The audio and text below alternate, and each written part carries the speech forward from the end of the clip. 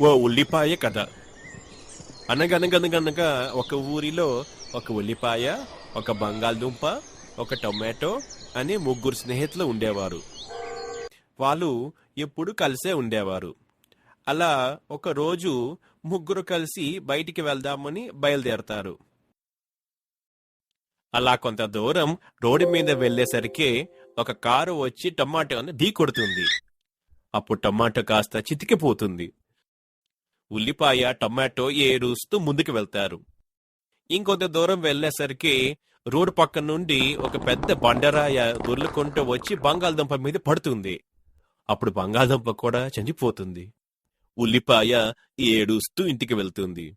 ఆ రోజు రాత్రి ఉల్లిపాయ దేవుడితో ఇలా మొరపెట్టుకుంటుంది. ఓ దేవుడా, టమాటో చితికిపోయినప్పుడు నేను బంగాళదుంప ఏడ్చాము. అలాగే బంగాళదుంప చనిపోయినప్పుడు నేను ఏడ్చాను. మరి నాకేదైనా జరిగినప్పుడు నా కోసం ఎవరు ఏడుస్తారు అని అడిగింది. దానికి సమాధానంగా దేవుడు ఇలా చెప్తాడు. ఓ ఉల్లిపాయ, నేను నీకు ఒక వరం ఇస్తున్నాను.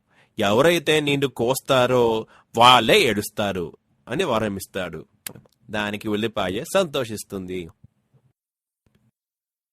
సో పిల్లలు, ఇప్పుడు మీకు అర్థమైందా మనం ఎప్పుడైతే ఉల్లిపాయని కట్ చేస్తే కళ్ళల్లోంచి నీళ్లు ఎందుకు వస్తాయని?